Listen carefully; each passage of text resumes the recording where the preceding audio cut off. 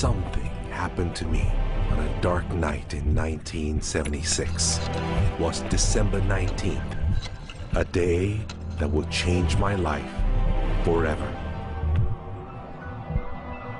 It was the day I died. You were dead for 19 minutes. When I came back, I did not come back the same. How do you feel? I did not come back alone.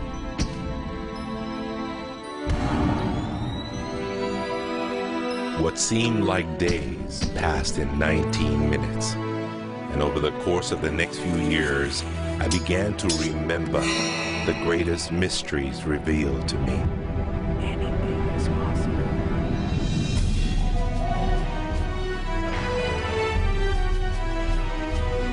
I discovered a secret beyond any secret. The sum of all secrets. My eyes have seen the sun. You have seen nothing. It's out there.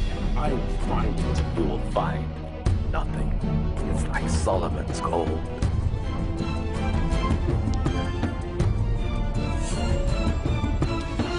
It was the key to Solomon's wisdom. The secrets of the Knights Templar and of the Freemasons. You must be stopped. Courage, my dear boy. Be strong, be brave.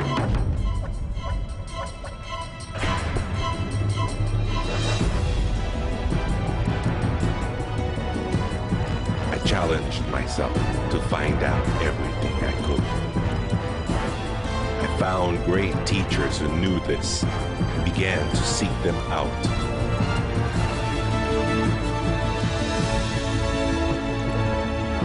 اسأل أؤمن واسمع. Ask, believe, and receive. I traveled the world, and the meta secret was revealed.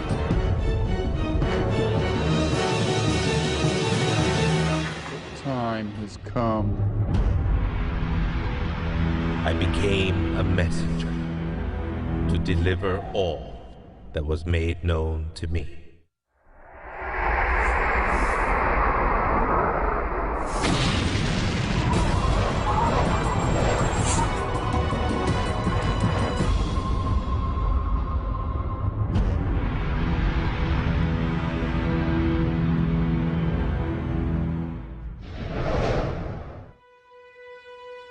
Hello there, I'm Bob Proctor. Meta is a nice word. It's a word most people don't understand. We talk about metaphysical, we'll say, oh, that's bad stuff. No, it's just what you can't see with these eyes. You got to see with an inner eye of understanding. Meta is beyond the physical. Do you know that 99% of our population has been programmed to let the outside world control the inside? If you want to get what you want, you let the inside world control the outside. That's what the meta secret's all about. The meta secret to wealth and abundance is doing what you love, following your passion, enjoying your life, being grateful for this moment, realizing that in fact, you already have wealth and abundance. You have wealth and abundance to the level that you allow it in your life. Expand your level of openness, deservingness, and you can have more wealth and abundance right now. How do you become more wealthy? You become more grateful. Studies here in the U.S. show that grateful people earn more money and are better at innovation. So the first step to becoming more wealthy is become more grateful. Find the good in your world right now, and you'll take a first step to become more wealthy. The meta secret to wealth is knowing exactly what you want and then being willing to pay the price to get it. Most people think that wealth just comes out of having this impression in your mind that you're going to live an abundant life. And that's an important piece of it, but it's incomplete. If you look at the word attraction in the law of attraction, the last 6 letters spell action, A-C-T-I-O-N. One of my favorite words is satisfaction. We all want to have satisfaction. And again, in Latin, satis means enough. enough action, satisfaction, enough action produces the result. You know, I've been very, very successful with the Chicken Soup for the Soul books, and everyone thinks, oh man, you were lucky, you had this great idea. And we use the law of attraction. We visualize and we put up posters around our office that simulated bestseller lists with our name #1. We visualize bookstore windows full of Chicken Soup for the Soul books, all of which came true. But there's a asking and a believing and a receiving, the 3 steps that I think of in the law of attraction. And the second part of believing is taking action. Because if you believe that your action is going to pay off, you'll take the action. So believing doesn't just mean like sitting there going, I believe I can be wealthy. It means doing the things that produce wealth. The key to abundance is to act in spite of fear, act in spite of doubt, act in spite of worry, act in spite of inconvenience, act in spite of uncertainty, act in spite of anything. If we're talking about metaphysical, we're talking about beyond the physical. So what we've got to do is go inside. We have been programmed to live from the outside in. We're letting what's going on outside of us control what's going on inside. If we're going to get into the meta side of our own personality, we've got to get away from this physical instrument we've got and move into the higher side of our own personality. And start to understand that we live simultaneously on 3 planes of understanding. And we work from a higher to a lower potential. If you're working with electricity, any electrician, any engineer will tell you that you have to work from a higher to a lower potential. If you go contrary to that, you're not going to get any use out of the electricity. Well, when you're working with the mind, you don't start with the physical and work up. You start with thought and work down. Thoughts are of a spiritual nature. Spirit's omnipresent. Where's thought? Thought's omnipresent. 100% evenly present in all places at the same time. I can be underwater and think. I can be in an airplane and think. I've had the pleasure of working with a couple of the astronauts that have been on the other side of the moon, and they could think. Not only could they think on the other side of the moon, they could transfer their thoughts to somebody here on Earth. It's just a form of telepathic communication. You know, it's been said that if you build it, they will come. I think if you build it, and you build something with true excellence, and you distinguish it in the marketplace, and you come up with a selling proposition, and you are aggressive in your marketing to the world, it's possible that people will come, but it's not inevitable that they will come. And sitting around passively visualizing things is not likely to get the world beating a path to your door. My meta secret about wealth ultimately is you've got to create a lot of value for a lot of people. And if you do that, you will bring a lot of wealth back to you. So by giving service and giving that which helps other people improve their lives, brings joy to them, brings service and products to them, if you do that and you keep expanding that, always be thinking about expanding your service to others. And if you do that, wealth is a foregone conclusion. First thing, quit listening to what everyone else is telling you what to do. And start paying attention to what you want to do. You see, I can look back with my memory, and I can remember going and saying, Mom, Dad, or to the teacher, I want to do so-and-so. And they'd say, now, how are you going to do that? See, what they didn't understand is I didn't know how to do it. But neither does anyone know how to do the things they want to do when they first think of it. You don't have to know how. You know, 2 young bicycle mechanics from Dayton, Ohio, in the United States of America, introduced us to a new kingdom. They were the first ones to fly in airplanes. The whole world believed that you couldn't do that. Anything heavier than air is attracted towards the center of the world. You can't fly. But they wanted to, and so they did. Well, clarity to me is a very different concept than I think a lot of people. The first thing I want to know is, what do you think you're trying to accomplish? The next thing I want to know is, why are you trying to accomplish it? The next thing I want to know is, if you accomplish it, what do you really think is going to happen in your life? A lot of people come to me and they say, I want to grow my business, because I work a lot in the business world, the entrepreneurial world. I teach a concept, achievement concept, a concept that is predicated on taking action and implementing, called optimization. Optimization is getting the highest and the best use and result and outcome of your time, your efforts, your emotion, your life, your relationships. But you can't begin, and this is where a lot of people, I think, really fall down. You can't begin to optimize until you take the time to observe, examine, and identify not all, but the scope of options and alternatives and other possibilities available to you, number one, to achieve the goal, and number two, as an alternative goal. Clarity is power. Just by being clear, you will automatically begin to magnetize things to you, to your life. The law of mentalism is about the mind. Everything that we have ever created, everything that has ever existed first in the mind. All thoughts are the beginning of all things real. All things that you can touch and feel began in the mind. So if you want to be wealthy, you've got to decide what wealth is to you. Define it. What does it mean? How much money do you have to have?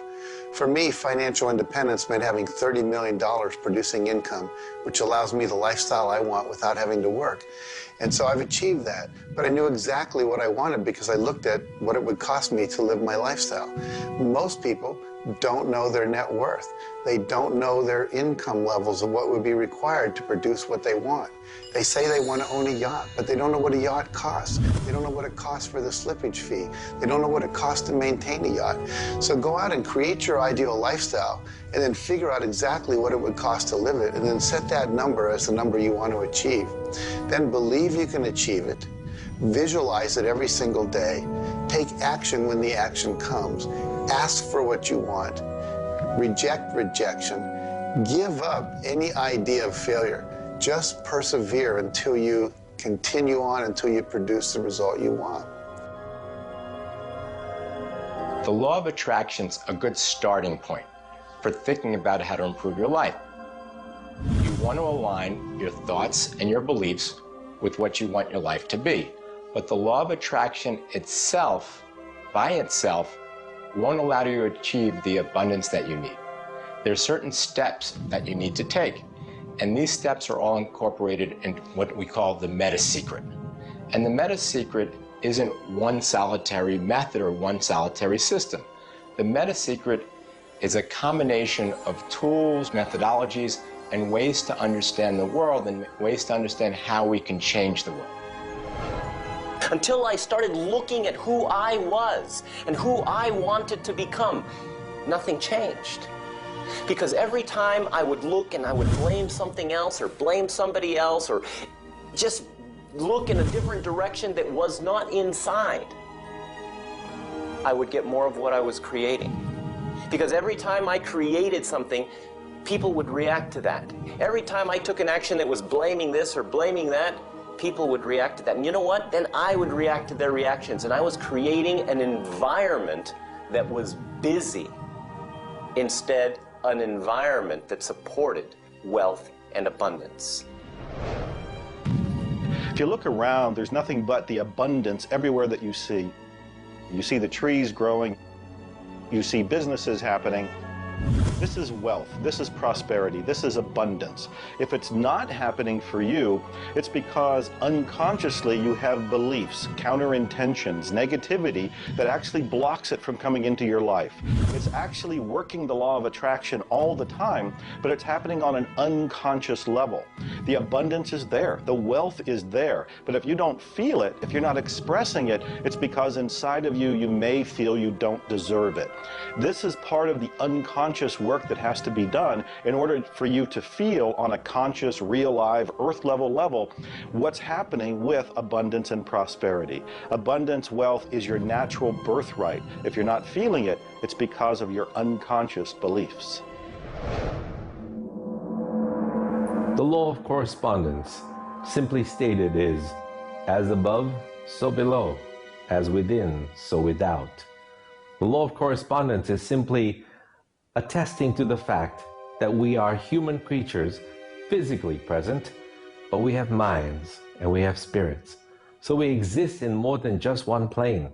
We might even be multidimensional beings with multidimensional thoughts, and there may be more to you than just meets the eye. If you want to be wealthy on the outside, you first have to become wealthy on the inside. As above, so below. As within, so without. First, you have to become wealthy in your thoughts. Then you become wealthy in your outer expression of that. You have to have a wealthy attitude. You have to have a wealthy, abundant thought form about who you are and what's possible. And when you have that, it will start to manifest outside of you. If a person wants to take a quantum leap rather than incremental steps, they have to begin by understanding that they can do that. There's a marvelous little book. It's called U Square. Now think of what that means. If you square a number, you multiply the number by the number, don't you? Well, when you square, you multiply your potential by your potential. It's astronomical. I mean, you just go off the board. The man that wrote the book, Price Pritchett, he said, when you're looking at a quantum leap, he says it looks ridiculous, utterly. But in retrospect, it looks like a natural thing to happen.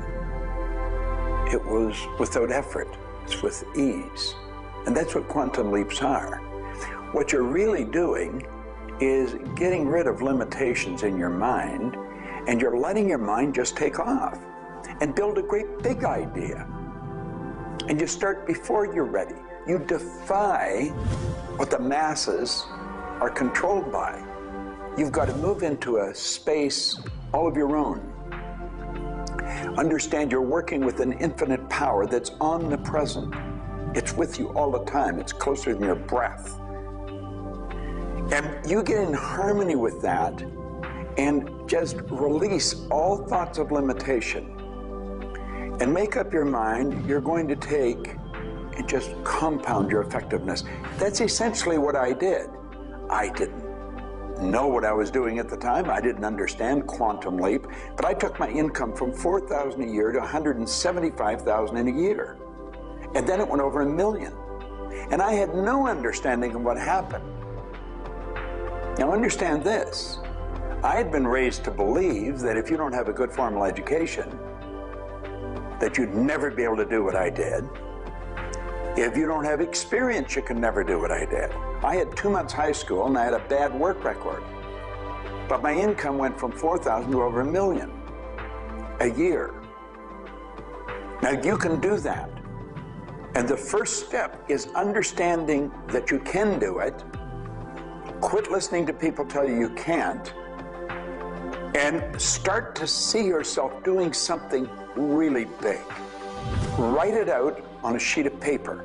Begin by saying, I am so happy and grateful now that I have turned my annual income to a monthly income. It's not just about attracting things to you.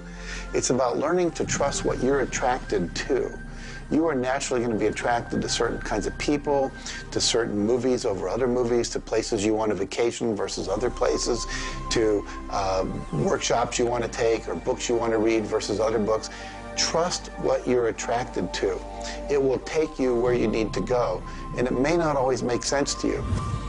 I remember going to a seminar, and there was a woman teaching about how to triple your income in a year. And at that time, I was probably more like a hippie than I am the entrepreneur that I am today.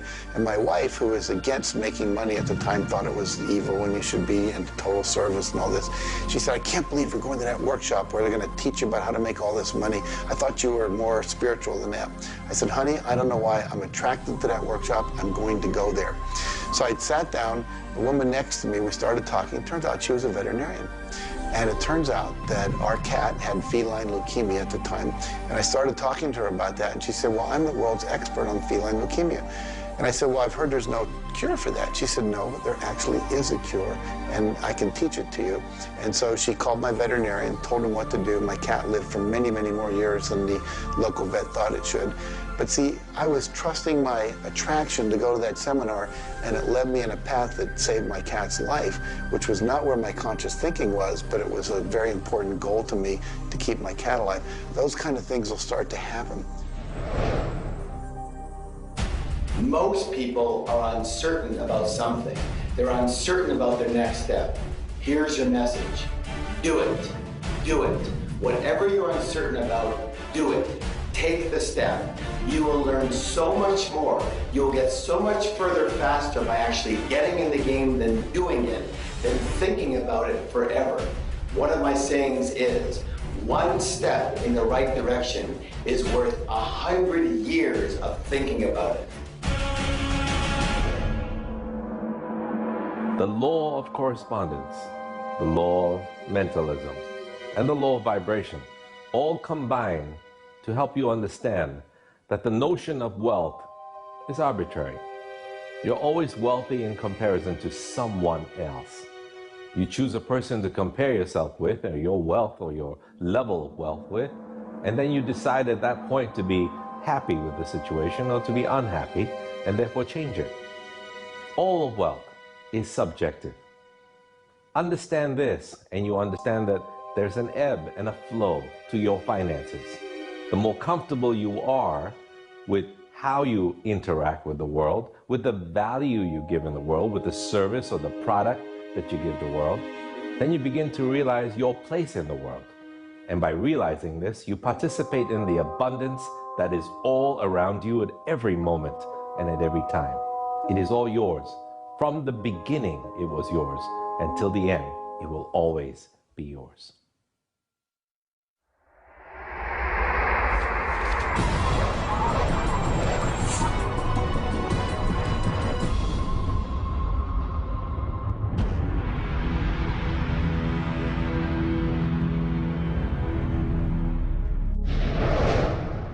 The meta secret to relationships is to know that the universe is giving you love right now.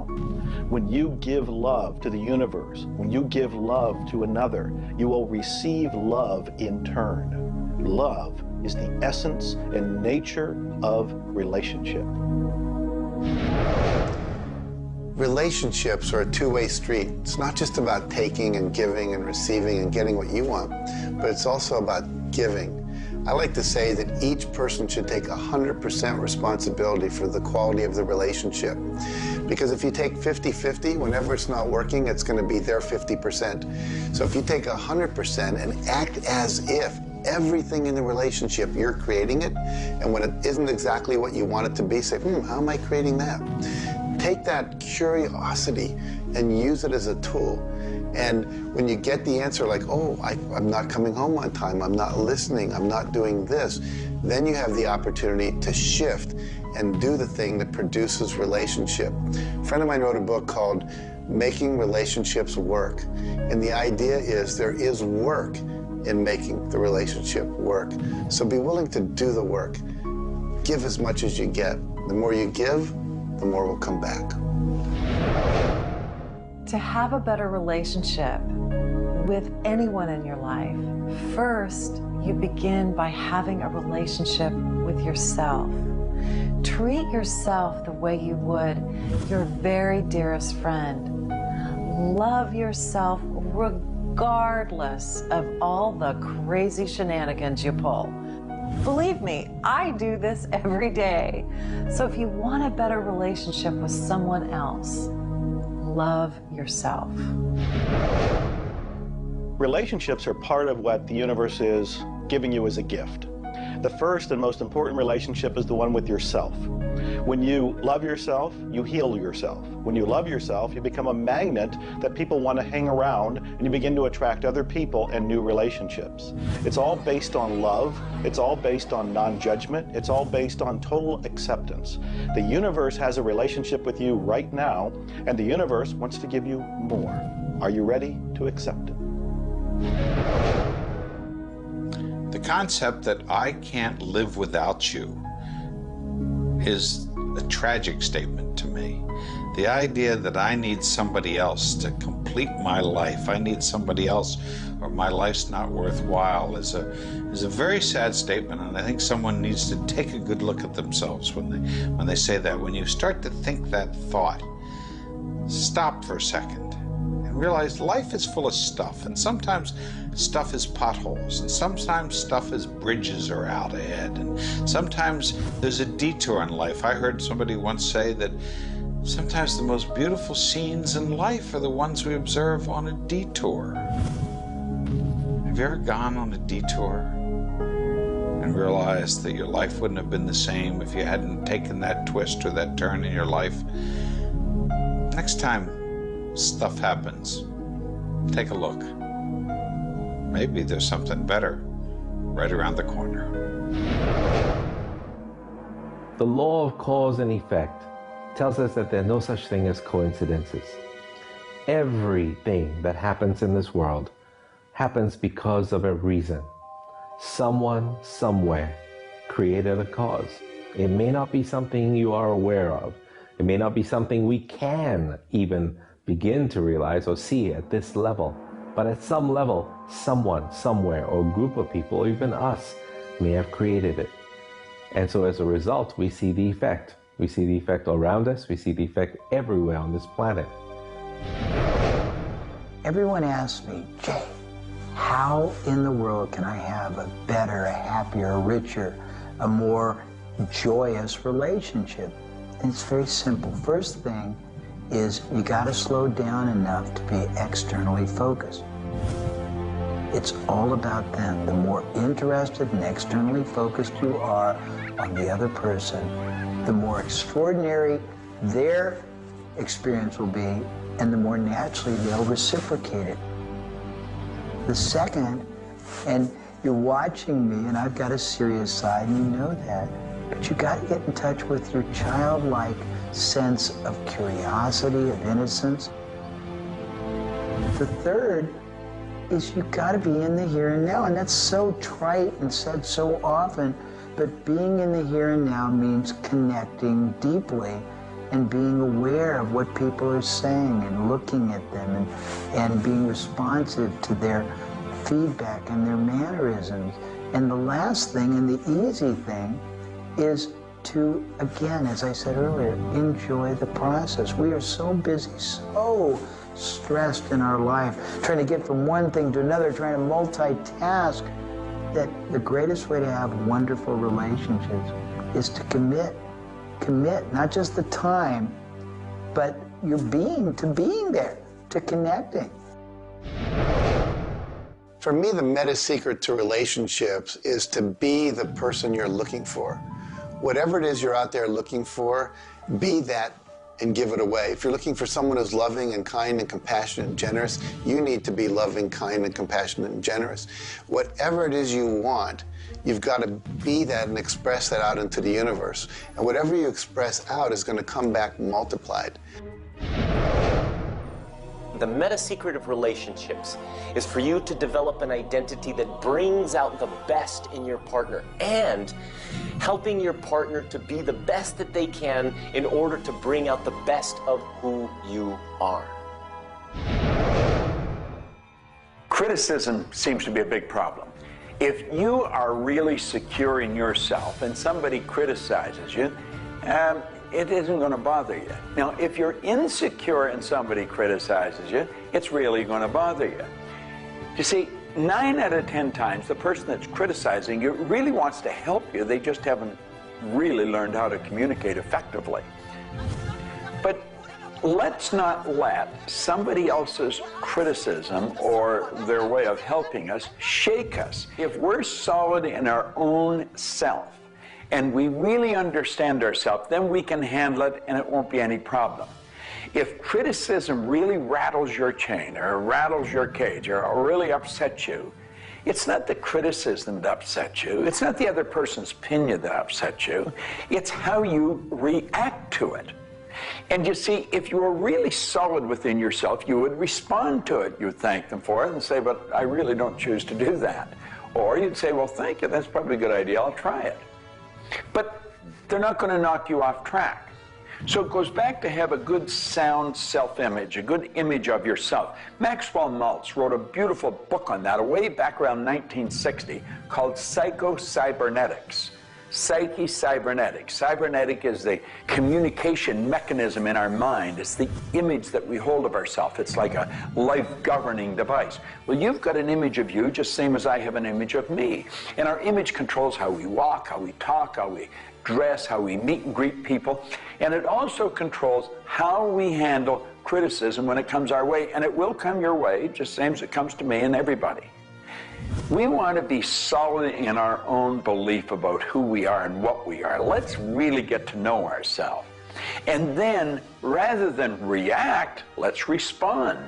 It doesn't matter how they approach, whether they're diplomatic and trying to help us or whether they're trying to find fault. It won't really make any difference. We will listen to what they have to say, listen to it, and then we'll either accept it or reject it, but it isn't going to affect the relationship with the other person one bit. There is masculine and feminine in everything. Nothing is entirely masculine, nor is it entirely feminine. We have different aspects of yin and yang, of harshness and softness, different aspects of masculinity and femininity in everything.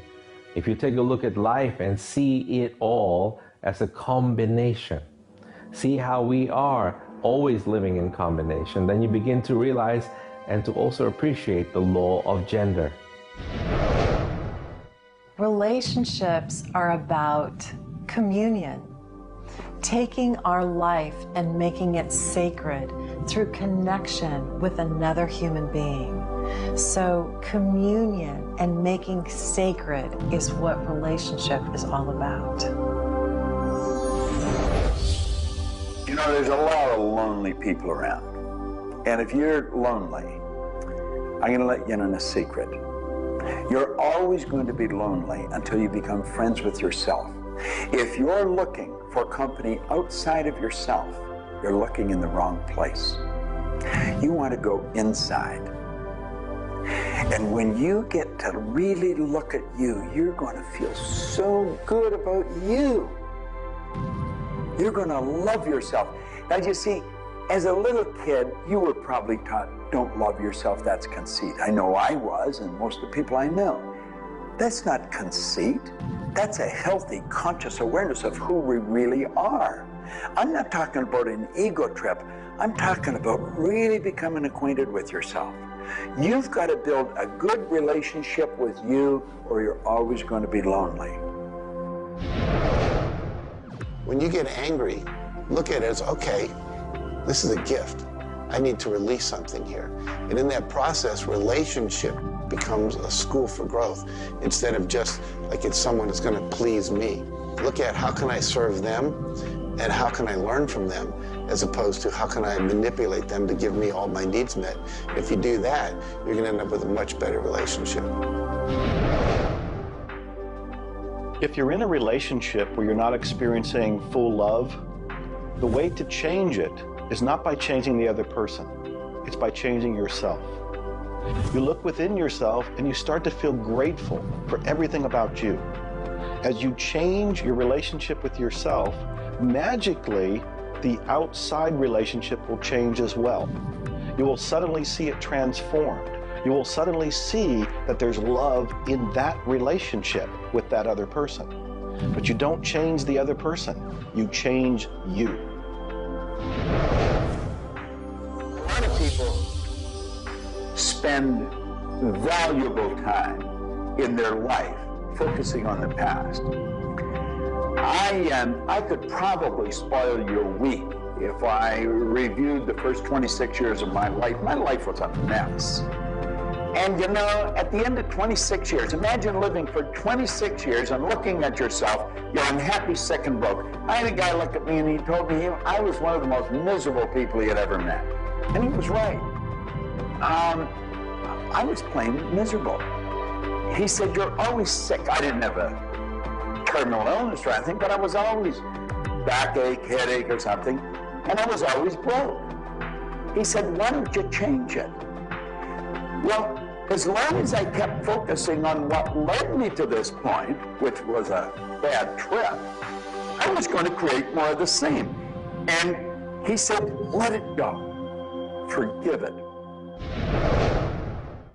If you're looking for love and not finding it, it's no doubt because of a lack of forgiveness in some area of your life. This is true for all of us. You want to look in your life, look at your past, look at all of your relationships, and ask yourself, where have I not forgiven? Myself, my parents, my siblings, my neighbors, my relatives, my business partners, where have I not forgiven? When you go and forgive, you release the energy that allows the law of attraction to bring new love and new relationships into your life. How do you do this? You look and ask yourself, where have I not forgiven somebody? Somebody's going to come to mind. It could be you. The second thing you do is say, can I forgive them? Can I forgive myself?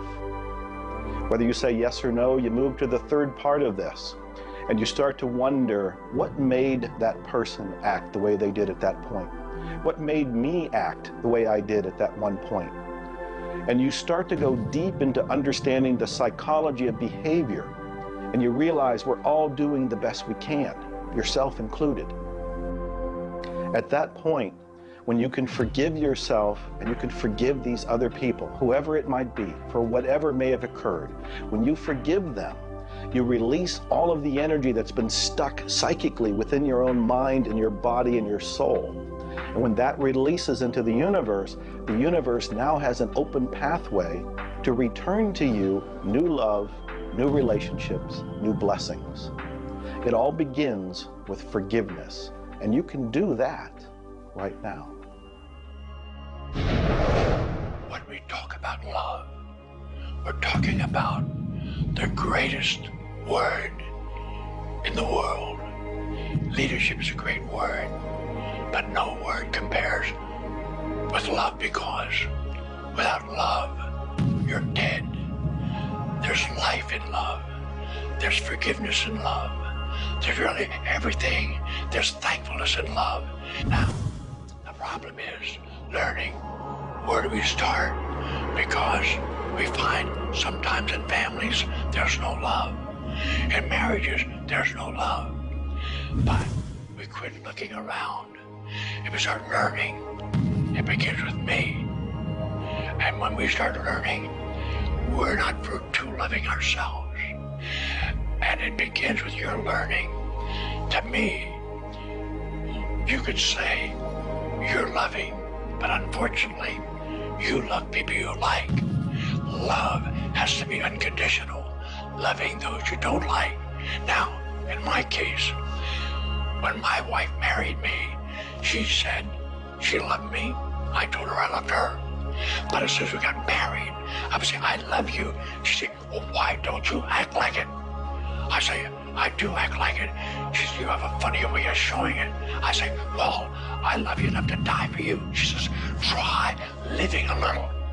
And so I discovered, as loving as I was, I didn't fit her definition. The law of gender, the law of vibration, and the law of rhythm. All of these figure in relationships. You see, love is a dynamic. Any relationship is a dynamic. When you are actively relating, that's when it's alive. That's when it's fun. When you sit back and you start to look at the relationship, then it becomes static. It becomes a relationship to be assessed, to be looked at. But when you're relating to your partner or your spouse, amazing things happen. It's dynamic, it's moving, it's alive. And that's what all love is supposed to be, alive, and so much more fun. Changes happen all the time. We change. Human beings change. You change, I change, we all change. But if you can change together in the same direction, amazing miracles take place. Words, feelings, thoughts are all aligned. And all of a sudden, you can take on any problem and it's not an issue. That's what relationships are all about. That's what relating is all about. That's what love is all about.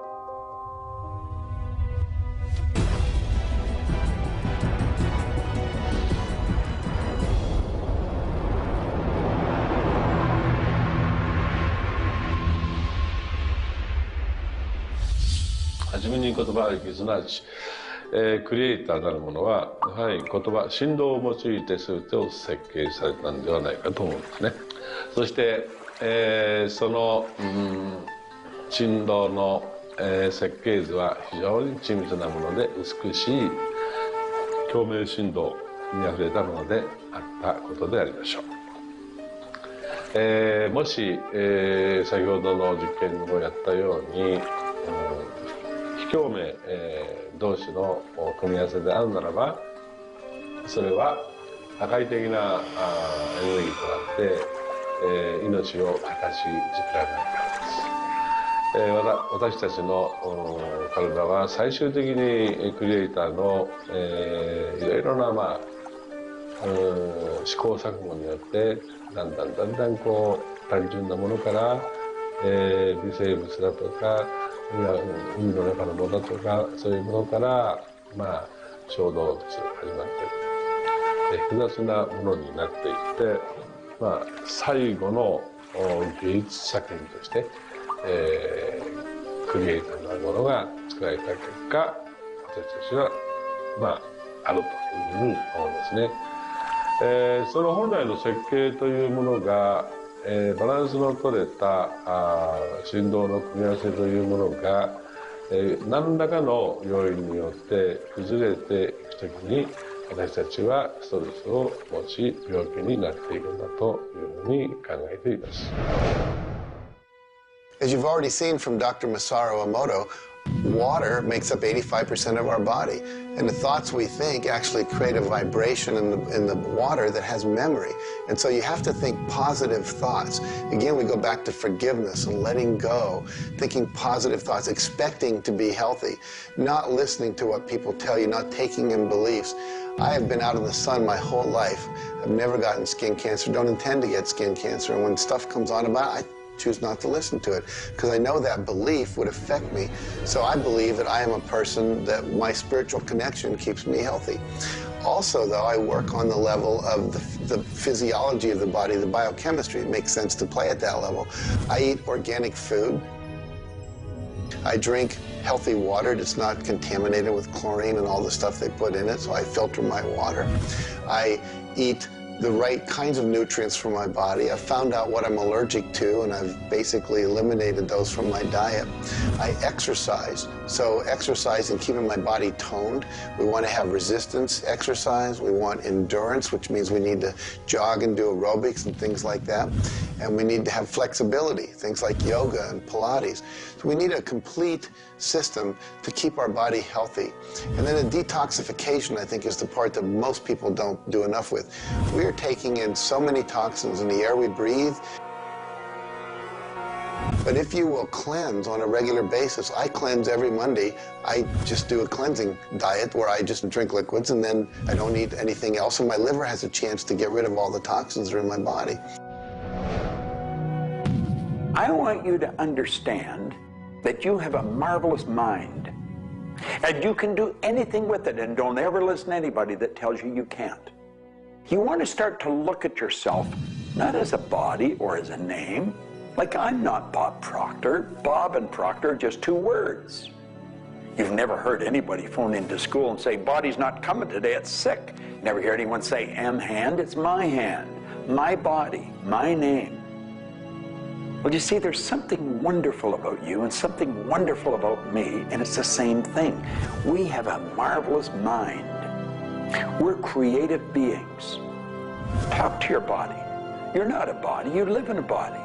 Now, this may sound silly because maybe nobody's ever said this to you before, but go around just repeating maybe 1,000 times to yourself, I'm not a body, I live in a body. I'm not a body, I live in a body. I'm not a body, I live in a body. Then start telling your body to relax. The meta secret to great health is to feel good now. You do that with good thoughts, you do that with good food, you do that with plenty of sleep, you do that by doing what you love. That's the meta secret to great health. The meta secret to health is to honor your body. Listen to your body. Are you tired? Are you hungry? Are you thirsty? Do you need time to play? Have greater health. Honor your body. Health. Not just physical health, not just eating the right things and getting exercise, but let's talk about emotional health. This means doing what you love, loving what you do, looking forward each day, researching, helping other people, giving back. This is the meta secret to emotional health. To me, recognizing the divine component in us has a twofold effect. On the one hand, it's incredibly humbling, because how many of us really live up to being godly? How many of us really maximize the God-given talents that we're given? How many of us really live lives of fulfilled potential? So on the one hand, it's kind of intimidating, but on the other hand, it's very inspiring. It's inspiring to think, I, as a human being, am capable of being godly. I'm not God. I'm not going to confuse myself with God, but I am capable of being godly. I am capable of a goodness which can resound around the world. I am capable, like God, of using language to bring things into existence. An architectural drawing is the languaging of a building into existence. A marriage contract is the languaging of a relationship into existence. Any sort of contract does that. A novel creates a world that may be more real to us than the so-called real world that we are living in. And being godly is both an obligation, which frankly I feel I fall vastly short of, but also an incredibly inspiring opportunity. And the ancient traditions, not only the one that I come from, but really all of them, teach us this. The law of rhythm is the very fabric of life itself. Rhythm is everywhere. Things are born and things die. We move into a season and we move out of a season. We go within and we go without. We change. Rhythms flow in our emotions as well. You cannot always be feeling happy. Sometimes you'll feel sad, you'll feel down, and then you'll come out of it. Whatever goes up must come down. You've heard the language. Rhythm is exactly that. And the minute you begin to realize that all of life is all about the law of rhythm, then you can flow easily in bad times and then have more fun in happy times. When you start to expect rhythms, know that if you're happy in one direction, you can also be unhappy in the other direction. The law of rhythm surrounds us, works with us, and if you master it, there's nothing you can't do. The meta secret to health and having amazing energy is the ability to look at your world from a perspective that, hey, things aren't always going to go your way, but you know what? As long as you always do your best, as long as you are focused on what you achieve and what you're trying to accomplish, then it's all going to work out. I think one of the most important keys is to recognize in life just about all the limitations that we have are self-imposed. To realize that is the greatest breakout, the greatest. I talk about staging jailbreaks in your life, breaking out of the mental prisons, getting over the walls of the self-imposed impossibilities in life. And it is remarkable what happens when you realize, take a look at what really is holding you back. And very often, almost all the time, it's you. It's you. The power lies within you. See, humor is good. It really is. I don't really understand what it does to you, but I know it does something to your brain. Norman Cousins, who's gone now, but lived a long and very, very effective life. And he had been diagnosed with a disease, and it was killing him. He was literally dying. And one day he got thinking to himself, if sadness and sickness are hooked together, then happiness and health must be hooked together. And so he had people bring in old movie films of Laurel and Hardy and all kinds of different old actors, funny stories. And he started to play them. They made him move out of the hospital. So he rented a suite of rooms in a hotel. And he had these movies playing all the time. And he was laughing, a real belly laugh. And he got better. Now, I think you know when you're laughing, you're feeling good. Start to laugh at yourself. When you make a mistake, laugh at yourself. Don't get serious with yourself. It plays a very, very important role in a healthy, relaxed life.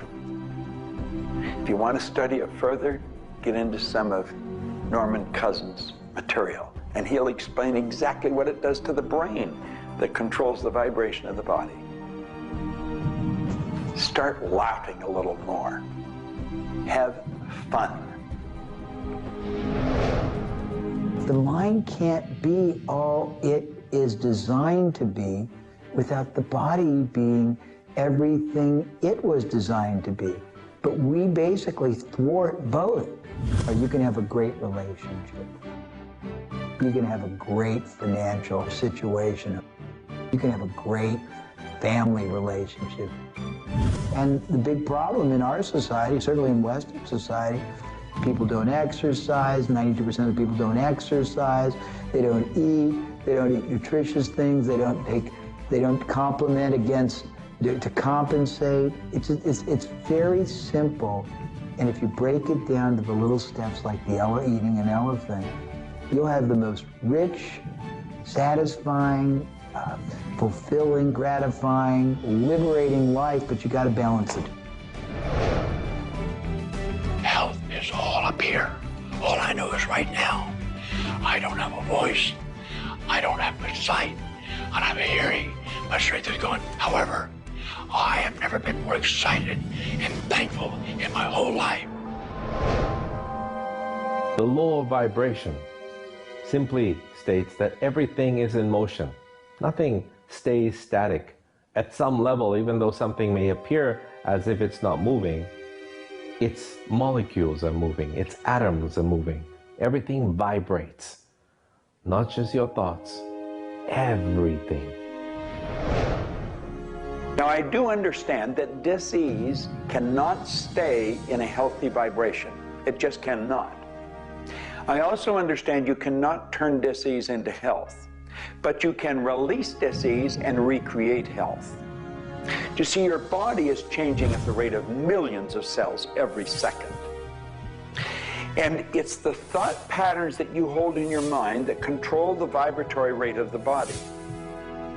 Your brain is an electronic switching station. There's all kinds of material written on thought, on attitude, and on health. And I do know this. If you are suffering from a physical disease, quit talking about it, quit thinking about it. Go to a very competent medical doctor and follow that person's advice, because he or she will tell you what to do physically, but at the same time, instantly begin visualizing every molecule of your being in a harmony with the law of vibration. Now, I would have an affirmation that I would repeat. I am so happy and grateful now that every molecule of my being is vibrating in perfect harmony with God's laws. My body is getting healthier and stronger and more vibrant every minute of every day. And repeat that. Treat it like a mantra. I can't predict what's going to happen for you personally, but I do know that hundreds of people, if not thousands of people, have experienced healings and cures by beginning to change their thoughts about what's going on in their body. In my book, The Attractor Factor, I talk about a person who had cancer. She experienced the idea of forgiving everybody and everything in her life, and she went through the process of doing that, working with a coach.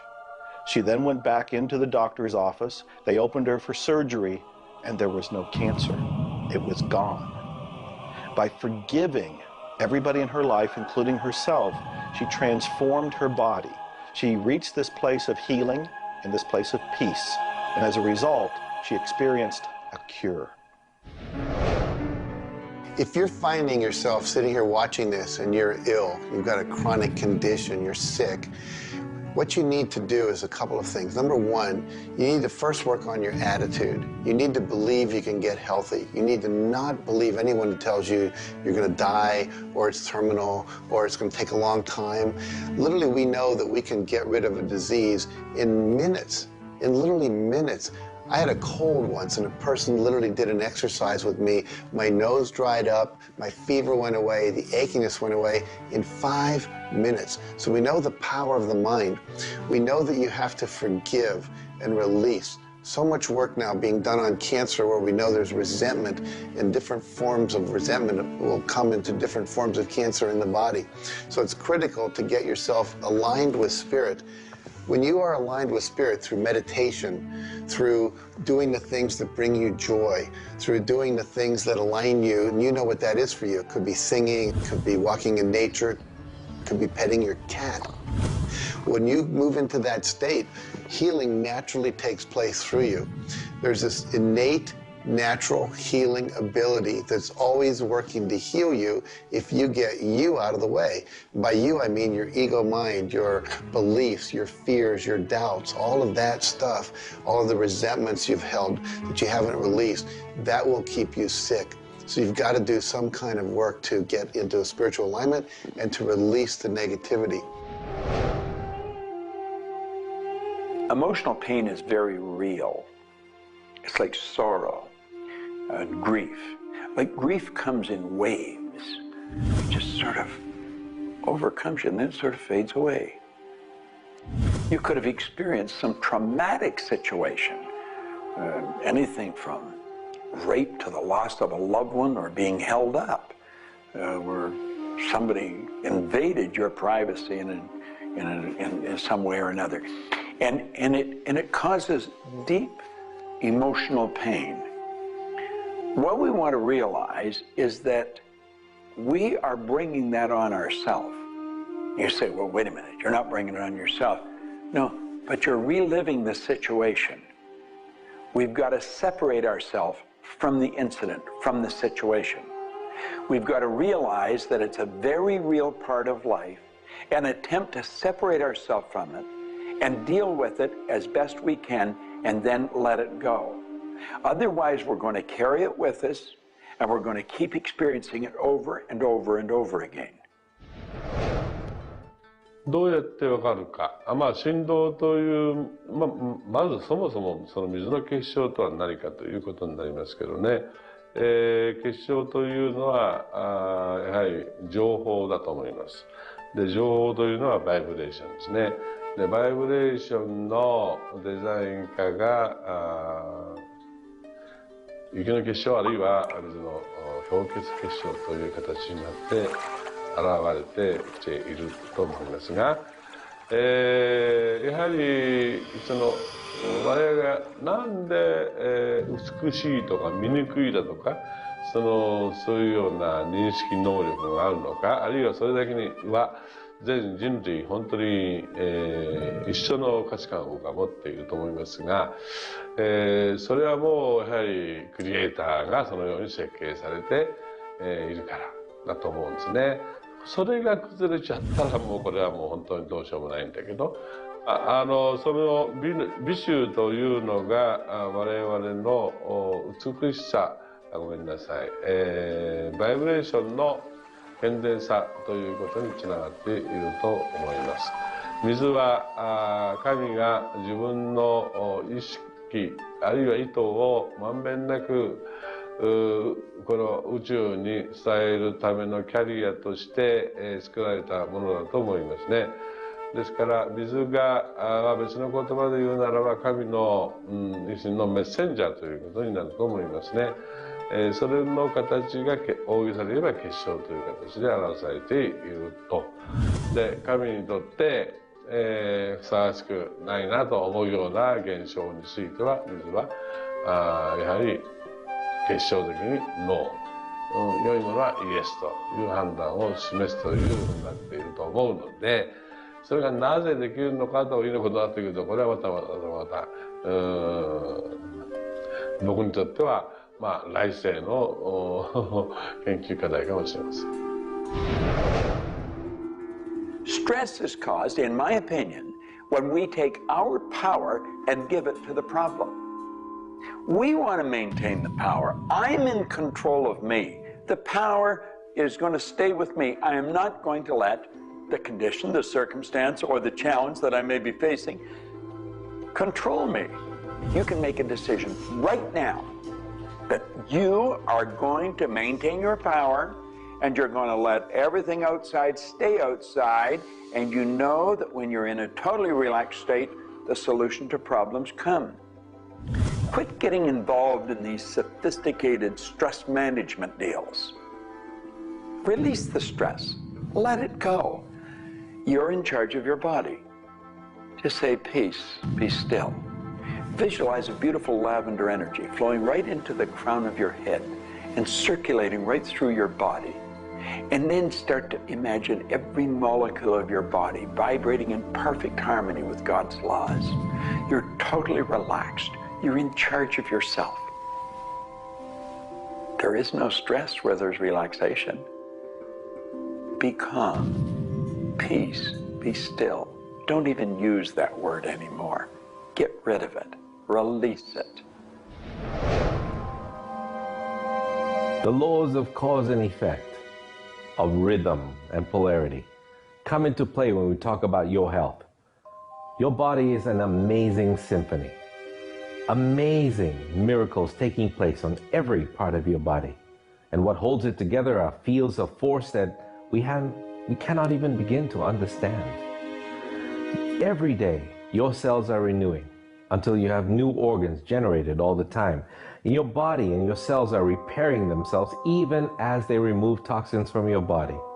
I can't help to wonder sometimes if you gave that entire symphony a wonderful environment filled with fields of happiness and radiant joy and vitality, how that growing, renewing process might work a little bit better, sort of like happy children in a playground.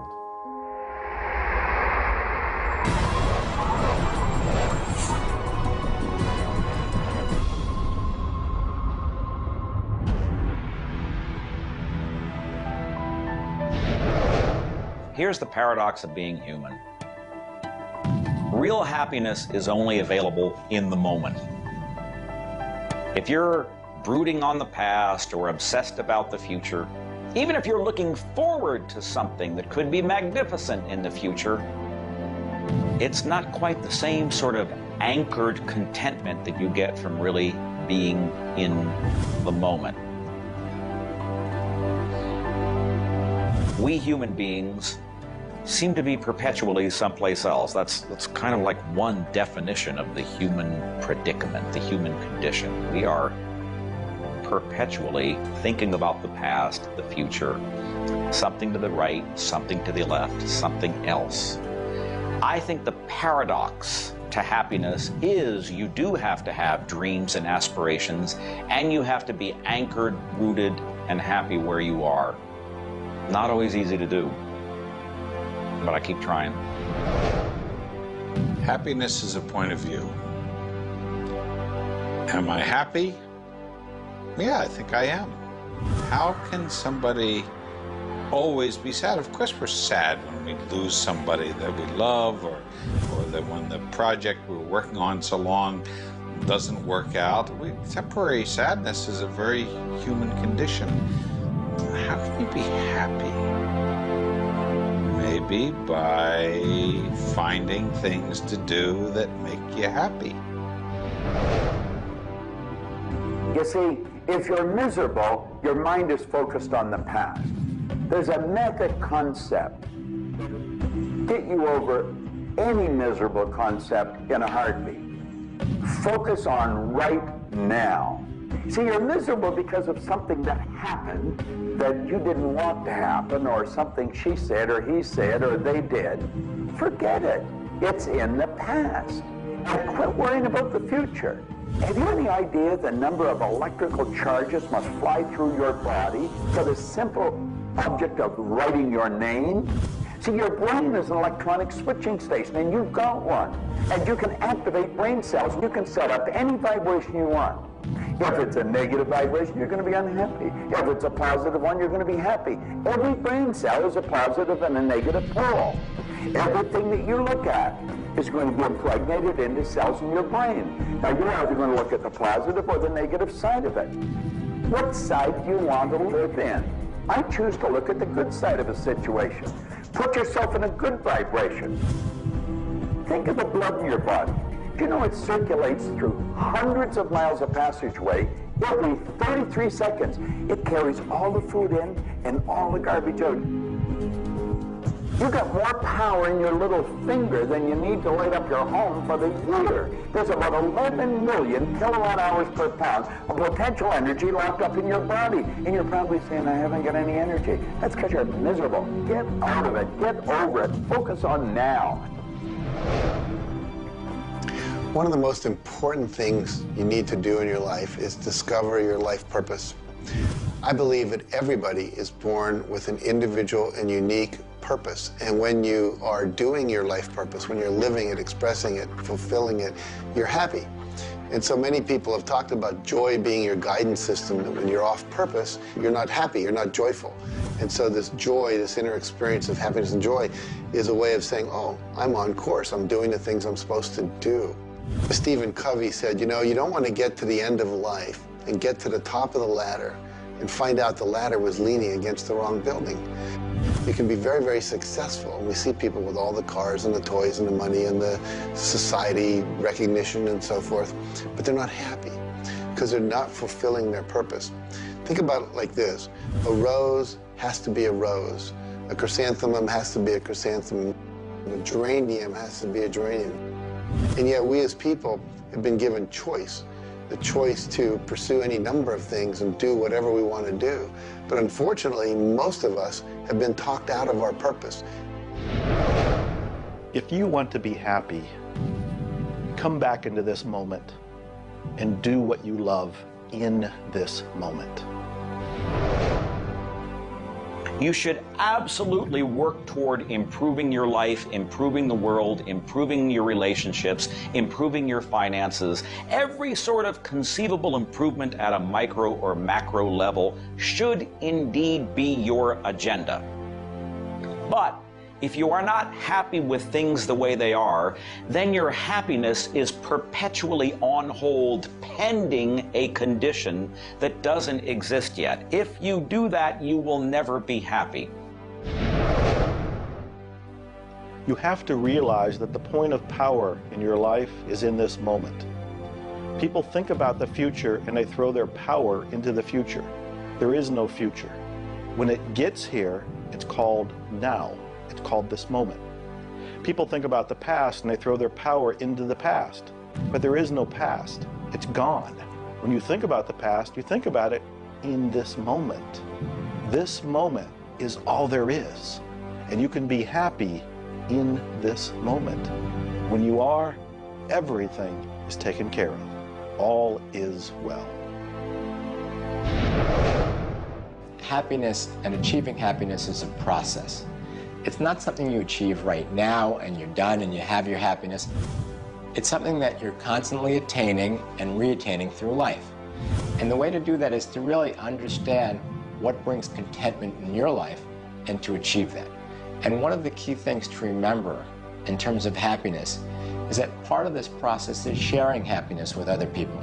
The more we share happiness and the more we teach other people how to bring happiness and fulfillment in their life, the more we'll be happy and fulfilled. So continue with your journey of greater fulfillment, and you'll have more happiness in your life. The law of polarity is about dualism. Everything exists in relation to something else. There is no person that's entirely good. There is no person that's entirely bad. There is no entirely hot or entirely cold. It's always hot in relation to something else that's colder. It's always colder in relation to something else that is hotter. We move in directions as opposed to moving in a static field. We always move from one place to another, from one thing that's more pleasant to something that's less pleasant, or something that's unpleasant to something that's more pleasant. There is a movement, and this movement exists because of polarity. Happiness is what you want, and happiness you can have right now. Why aren't you feeling happy? Why isn't anybody feeling happy? Because psychologically they use unhappiness as a motivator. They think by being unhappy, angry, desperate, frustrated, whatever the feeling might be that's not happiness, that it will whip them forward. It'll make them take action. And it's something that actually shoots themselves in the foot. Because when you are happy now, which is available to you right now, you know what your choices are. You can see what your decisions are to be, and you can more clearly decide on what to do next. It comes into really understanding something about ourselves. We should start at a very early age, and we should ask ourselves, who am I? You know, what really makes me tick? And get to know ourselves. We're in a hurry to get a car or build a business or buy a house. We should introduce ourselves to ourselves. School hasn't done it. Our parents aren't doing it. You go to work for somebody, they're not going to do it. So if you don't do it for yourself, you're not going to do it. This deals between you and yourself. Pogo said, we have seen the enemy, they are us. Whatever has happened in your life, whatever's going on for you, if it's not the way you want it, any situation, consider the fact that everything happens for a reason, and that reason is there to serve you. How can you reframe this? How can you relook at this in such a way that helps you, that supports you, that puts you on the path to success and positivity again?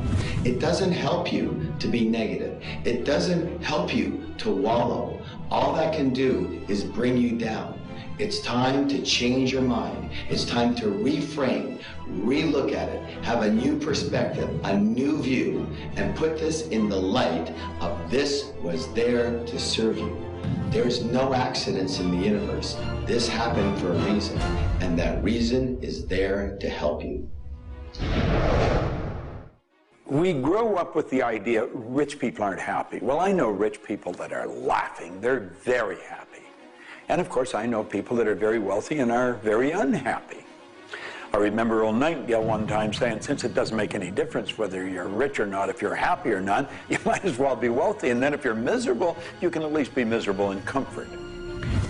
We've got to understand that all the money in the world is available to us, but we have to earn it. Now, that does not mean we should work. This is where the meta secret really comes into play. Working happens to be the very worst way to earn money. We should work for satisfaction. People should go to work at what they love doing. When we think of work, what we're really talking about is how we spend our days. Work has probably a bad energy attached to it. We should spend our days doing what we absolutely love to do. When it comes to the fear of failure, you look at your life and you ask, if I pursue my dream, my passion, my love, and it doesn't work out, will I still be okay? Can I still love myself? Will life still go on? When you realize that the answer is yes, you remove the fear of failure. When you remove the fear of failure, you have energy to go forward and actually make it a success. Well, what about the fear of success? When you are successful, you can make a difference in the world. If you really want the world to be a happy, prosperous place, contribute a happy, prosperous person to it? You. The meta secret to happiness is that there is perfection in imperfection. That when we accept our environment for what it is and the people around us for who they are, we can make a big difference. Happiness. What makes you happy? Everyone is not the same. For me, it's research. I love researching and writing and putting multimedia programs together. And this allows me to do something else that I love, traveling the world. I travel more than 6,000 miles, that's 9,000 kilometers, every week. I've been to more than 52 countries. I board an airplane every 2.5 days. I've been around the world more than 16 times in just a couple of years. I enjoy that. Meeting new people, meeting new audiences, helping people. What makes you happy? That's what makes me happy. A key component to lift yourself out of depression is human connection. Go connect with another human being. Another powerful tool is movement. And a third is laughter. Go play and have some fun and watch your spirits begin to lift. The meta secret of life is to realize that the journey is the thing.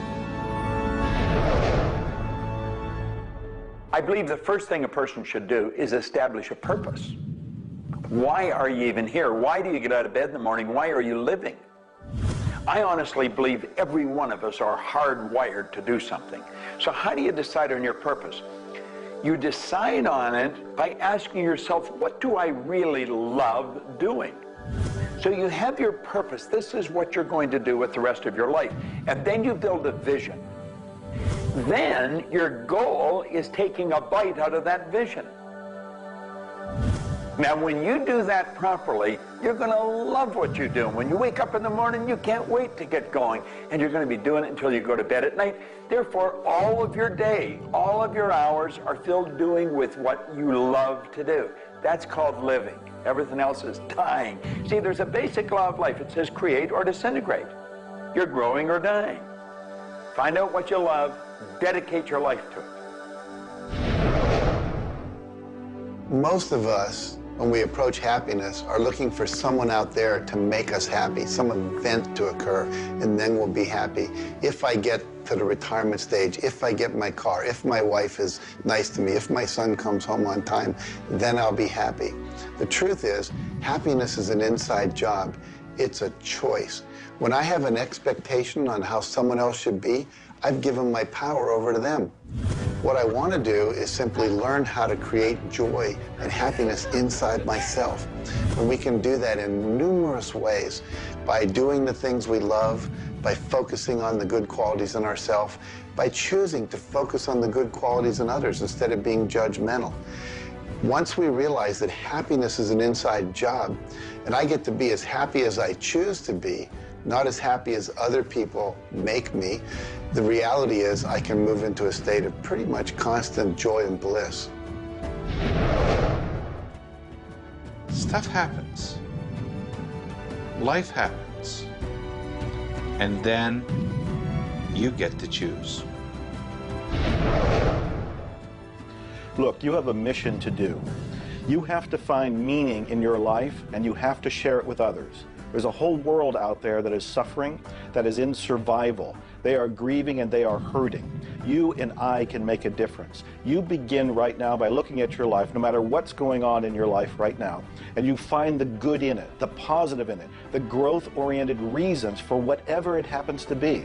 You find the good in it, and whatever is happening, you turn it into something positive.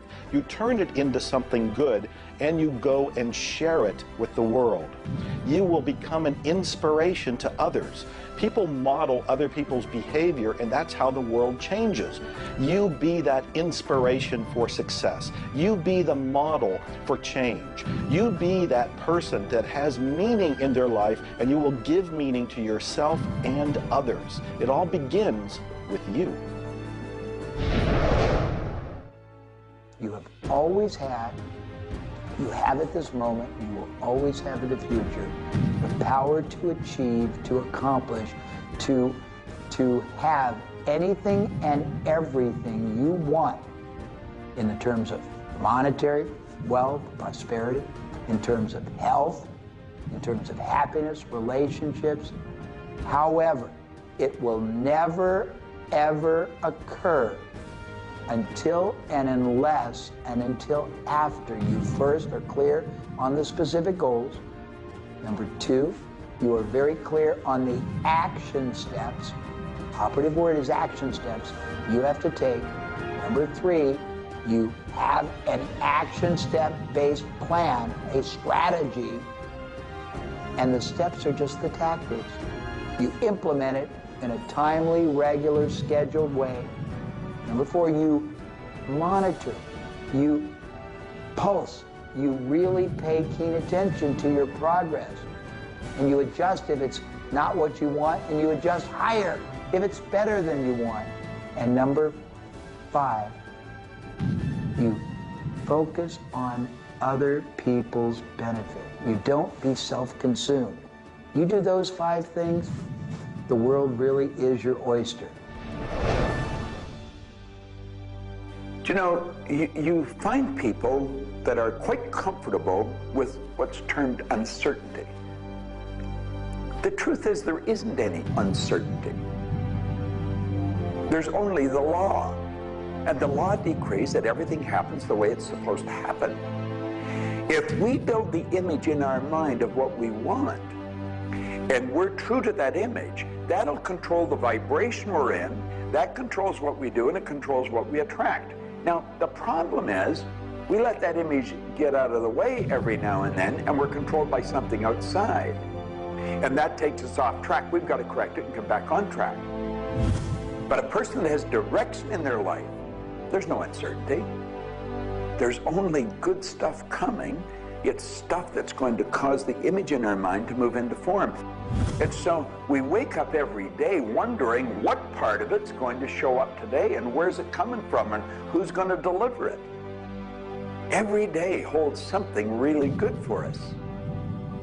Alfred Adler, the great psychologist, said, "I am grateful to the idea that has used me." I love that. Get a big idea and understand that you're going to see it move into form, and that's just as certain as the night following the day, because that's governed by law too. The laws of correspondence, of vibration, polarity, and rhythm come into play when you talk about the meaning of life and happiness. We make our happiness dependent on what other people can do for us instead of what we can do for ourselves. You know, there's a concept they don't teach you in school. It's called enough. Sometimes what is enough for one person may not be that way for somebody else, and we want more. And when you want more, you're setting yourself up for disappointment, because not always will you get more. Sometimes you do, but it's not all the time. I don't know who told us on this planet that everything is going to go our way. Sometimes things will go your way, sometimes they won't. We've got to learn to accept this. That's the rhythm and the flow of life. All of life is filled with possibilities. And when you see possibilities, well, it allows you to accept failures as not final. Failures are learning lessons. The American Indians, the Hopi Indians in the Southwest, well, they have a belief. Every day they wake up and pray to the Great Spirit, and they say, "Oh, Great Spirit, allow us today, this day, to make 20 mistakes." You see, they believe that by making mistakes, by failing, you actually learn more. You add to this wonderful fountain of wisdom that is called you over a period of time. And if you don't fail, they say, you don't learn anything. So how many times have you failed? I know I have failed a lot. But over the course of the years, I also knew something that was different. And that was that I was responsible for my own happiness. I knew that there was laughter everywhere, but I also knew that if I wanted to participate, that laughter has to come from inside, not from outside. And that's the nature of spirit, and that's the nature of who you are, and that's the meta secret to everything possible. This is our home. We have nowhere else to go. Earth gives us everything we need to celebrate life. Everything you do will either hurt or heal our planet.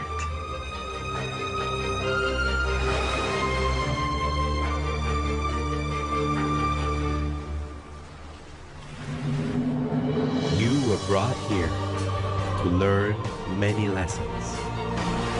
To learn how to love who you are, where you are, and the people you surround yourself with. Just remember that you carry within yourself everything you need for the fulfillment of your life's purpose. You are the sum of all of your experiences, all of your choices, and you are a work in progress. You deserve more happiness, more love, more joy, more abundance, and especially more fun. Life was never meant to be a struggle. You were meant to participate in this grand miracle called life. And as you begin to look all around you, start now to taste, smell, hear, and touch with your heart the abundance that surrounds you. You are indeed spectacular beings of light. So if you want to know the meta secret to life, to happiness, live more, love more, and laugh more. Change the stories in your head, and you can change the world. It's a short trip. Make it a good one.